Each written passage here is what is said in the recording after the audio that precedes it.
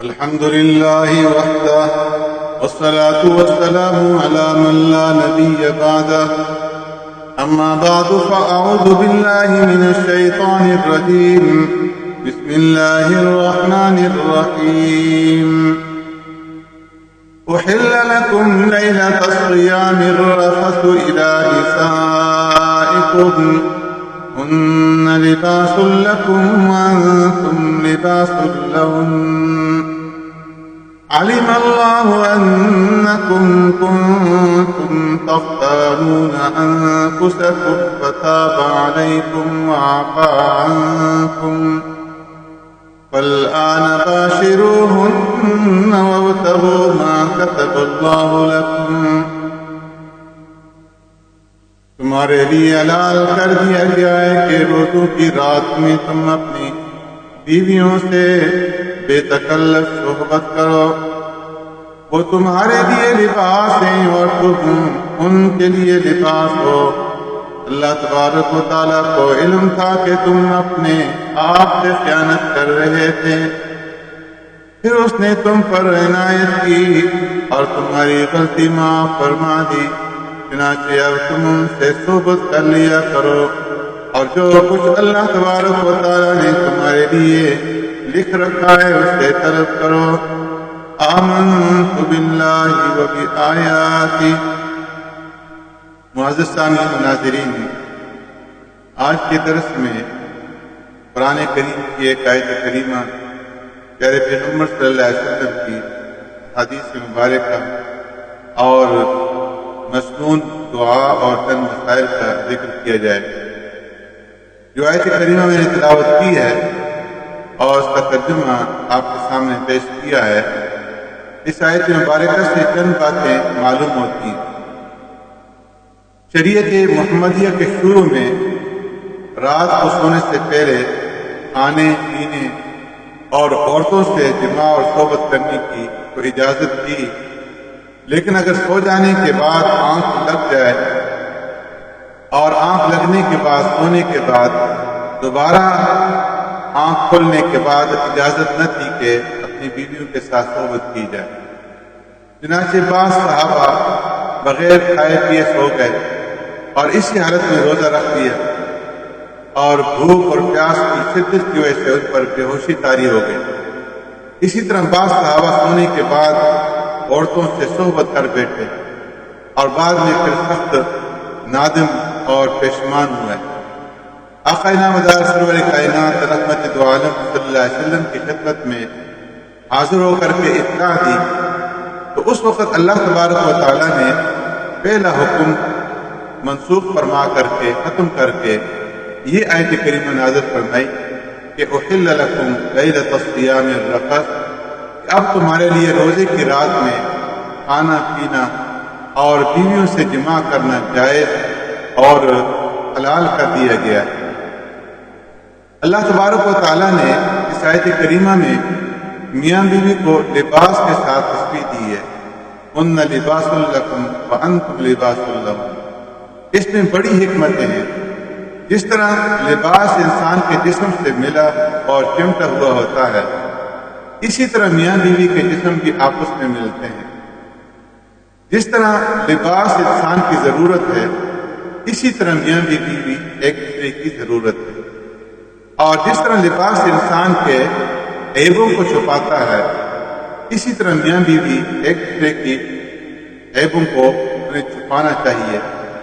جس طرح لباس انسان کی تکمیل اور زینت کا ذریعہ ہے، اسی طرح میاں بیوی ایک دوسرے کے لیے تکمیل اور زینت کا ذریعہ ہے.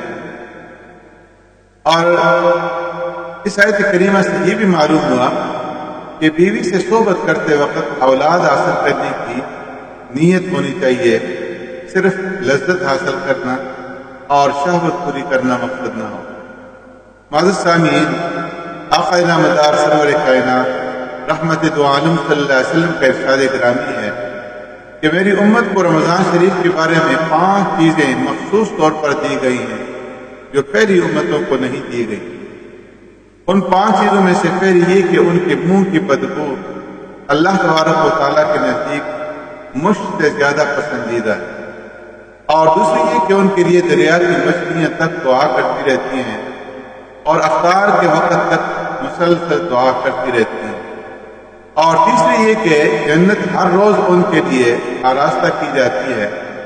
پھر رب العالمین فرماتے ہیں کہ قریب ہے کہ میرے نیک بندے دنیا کی مشقتیں اپنے اوپر سے پھینک کر تیری طرف آویں، اور چوتھی یہ کہ اس میں سرکش شیاطین قید کر دیے جاتے ہیں کہ وہ رمضان میں ان برائیوں کی طرف نہیں پہنچ سکتے جن کی طرف غیر رمضان میں پہنچ سکتے ہیں۔ اور پانچویں یہ کہ رمضان کی آخری رات میں روزہ داروں کی مغفرت کر دی جاتی ہے۔ صحابہ کرام رضوان اللہ تعالی اجمعین نے عرض کیا کہ یا رسول اللہ، یہ شب مغفرت شب قدر ہے؟ تو آپ صلی اللہ علیہ وسلم نے فرمایا کہ نہیں، بلکہ دستور یہ ہے کہ مزدور کا کام ختم ہونے کے وقت مزدوری دے دی جاتی ہے۔ تو اسی طرح رمضان کا مہینہ ختم ہو رہا ہے تو اس کی آخری رات کے اندر مزدوری دی جا رہی ہے روزے داروں کو کہ ان کی مغفرت کی جا رہی ہے۔ معزز سامعین، آج کی مصنون دعاؤں میں سے رحم اور مغفرت کی دعا ہے، اور اس دعا کی بدولت حضرت آدم علیہ السلام اور اماں حوا علیہ السلام کو اللہ تبارک و تعالیٰ کی طرف سے معافی ملی تھی، اور وہ دعا یہ ہے: ربنا ظلمنا انفسنا وان لم تغفر لنا وترحمنا لنكونن من الخاسرین۔ اے ہمارے پروردگار، ہم نے اپنی جانوں پر ظلم کیا ہے، ہم اپنی جانوں پر ظلم کر گزرے ہیں، اور اگر آپ نے ہمیں معاف نہ فرمایا اور ہم پر رحم نہ کیا تو یقیناً ہم نامراد لوگوں میں شامل ہو جائیں گے۔ تو اس دعا کا اہتمام جو ہے وہ کرنا چاہیے۔ یہ سورہ اعراف 8 سپارے کے اندر اس دعا کا اللہ تبارک و تعالیٰ نے ذکر فرمایا ہے۔ معزز سامعین، آج کے درس کے مسائل کے سلسلے میں وہ چیزیں عرض کروں گا کہ جن سے روزہ نہیں ٹوٹتا اور مکروہ بھی نہیں ہوتا، اور بعض چیزیں اس سے پہلے کہ دروس کے اندر جو ہے میں نے عرض کر دی تھی۔ بلغم کی قے اگر قصداً منہ بھر کر کے کہ اس سے بھی جو ہے روزہ نہ ٹوٹے گا۔ عورت کا چہرہ یا شرمگاہ دیکھے یا اس کا خیال کرے اور انتظار ہو جائے تو اس سے بھی روزہ نہیں ٹوٹے گا۔ ایسے ہی اگر کوئی قضا چنے کی مقدار سے کم دانت میں پھنسی رہ جائے اور پھر منہ سے نکالے بغیر اسے روزے دار جو ہے نگل گیا تو اس سے اس کا روزہ فاسد نہیں ہوگا، لیکن اگر نکالنے کے بعد جو ہے پھر اس نے دوبارہ اس کو نگل دیا تو روزہ فاسد ہو جائے گا۔ اور اگر چنے کی مقدار کے برابر ہو تو روزہ جو ہے وہ ٹوٹ جائے گا۔ زبان سے کسی چیز کا ذائقہ چکھ کر تھوک دیا تو اس سے روزہ نہیں ٹوٹتا، مگر بغیر ضرورت کے ایسا کرنا ممنوع ہے۔ ایسے ہی گلوکوز لگوانے سے روزہ نہیں ٹوٹتا، بشرطے کہ یہ گلوکوز کسی عذر کی وجہ سے لگایا جائے۔ خون دینے سے روزہ نہیں ٹوٹتا، اور خون نکلنے سے بھی روزہ نہیں ٹوٹتا۔ دانت نکالنے سے روزہ نہیں ٹوٹتا، بشرطے کہ اس دانت نکالنے کی وجہ سے خون حلق اور گلے میں نہ گیا۔ بچہ یا بچی کو بوسہ لینے سے روزہ نہیں ٹوٹتا۔ کسی زہریلی چیز کے ڈس دینے یا کاٹ دینے سے روزہ نہیں ٹوٹتا۔